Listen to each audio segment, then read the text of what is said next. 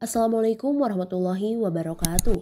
Tokoh penting selain Snohur Gronje, Hall Hazu, dan Henry Kramer dalam kontak dan konflik Islam dengan kolonial di Indonesia, sebagaimana ditulis oleh Karel Steenbrink dalam bukunya Dutch Colonialism in Indonesia Islam, Contact and Conflict pada tahun 1596 dan diterjemahkan ke dalam bahasa Indonesia pada tahun 1995 dengan judul Kawan dalam Pertikaian Kaum Kolonial Belanda dan Islam pada tahun 1596 hingga 1942 adalah Thomas Stamford Raffles. Raffles lahir di Port Moran, Jamaika pada 5 Juli 1781. Meski bukan orang Belanda, pada usia 15 tahun bertugas sebagai Serikat Dagang Hindia Timur Britania. Namun, Steenbrink menyebutkan bahwa nama Raffles dan mengulas kiprahnya terkait sikap kolonial terhadap Islam yang tak jauh berbeda dengan sikap para orientalis dan misionaris Belanda di Batas. Raffles yang pada tahun 1811 hingga 1816 bertugas sebagai penguasa kolonial di Jawa, juga banyak melakukan penelitian tentang sikap hidup, keagamaan, peninggalan-peninggalan kuno di Jawa, flora dan fauna, dan kesenian dan kebudayaan orang di Jawa. Bahkan, Raffles mengklaim lebih banyak menguasai tentang seluk-beluk orang Jawa dan segala hal terkait tentang mereka sendiri dibandingkan dengan tokoh-tokoh lainnya. Pada tahun 1817, Raffles menulis satu buku tebal yang menjadi magnum opusnya berjudul History of Java. Dalam buku tersebut, di antaranya ketika membicarakan tentang Islam, Raffles hanya menulis satu halaman yang mengutip tentang syair Islam. Itu pun syair yang sangat singkat. Tetapi ia menyediakan 47 halaman untuk syair kepahlawanan Mahabharata. Dalam pembahasan tentang agama, menurut Steenbrink, ia hanya membahas tentang Islam dalam 4 halaman, namun menghabiskan 60 halaman untuk membicarakan tentang peninggalan Hinduisme dan Buddhisme. Kebijakan Raffles tentu tidak pro-Islam, tulis Steenbrink. Dalam bidang politik, Raffles berpandangan bahwa orang-orang di negeri ini yang telah melaksanakan ibadah haji sebagai musuh yang paling besar bagi setiap rezim kolonial.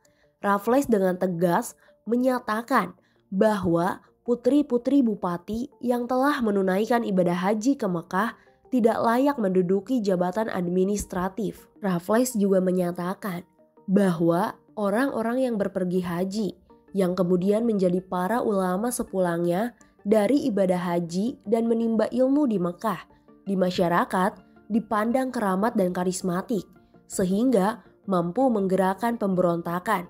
Di setiap ada pemberontakan terhadap kolonial, maka kata Raffles ada peran ulama di situ. Bahkan para ulama dan orang Arab di Hindia Timur menurut Raffles adalah kelompok yang selalu menghasut agar memusuhi orang Eropa yang disebutnya dengan kafir.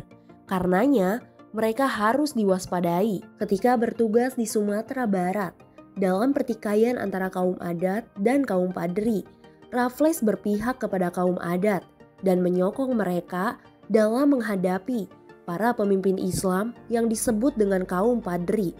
Sebagaimana diketahui, konflik ini juga menyebabkan terjadinya kontak fisik antar dua kelompok tersebut. Siapa Raffles sesungguhnya dalam daftar nama orang-orang Freemason di Hindia Belanda pada tahun 1760 hingga 1860 yang ditulis oleh Dr. Dick de Visser Smith, bahwa Raffles tercatat sebagai anggota Freemason pada tahun 1813.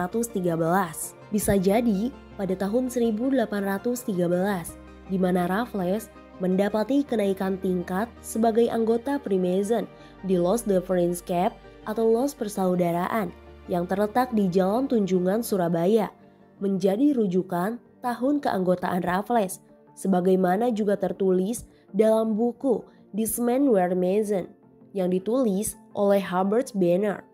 pada 5 Juli 1813 saat Belanda takluk kepada Inggris dan menyerahkan kekuasaannya.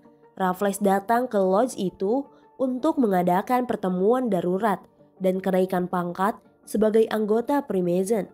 Saat itu, Lodge de French Cap dipimpin oleh P. Jensen dan Raffles menjabat sebagai Letnan Gubernur Jenderal. Sementara dalam buku Tarekat Mason Bebas dan Masyarakat di Hindia Belanda dan Indonesia pada tahun 1764 hingga 1962 yang ditulis oleh Dr. Stephen bahwa Raffles menjadi anggota Freemason di Lodge Excelsior di Bogor pada tahun yang sama, sebagaimana juga disebutkan oleh Fisher Smith.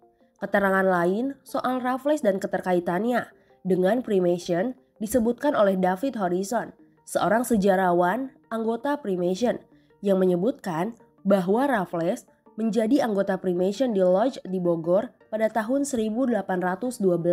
Pada tahun 1778, Jacobs Cornelis Matthew Radermacher, tokoh yang pertama kali mendirikan Lodge Freemason di Batavia, menggagas berdirinya Perkumpulan Masyarakat Batavia untuk Ilmu Pengetahuan dan Kesenian yang mencontoh Dutch Society of Chinese Harlem di Belanda.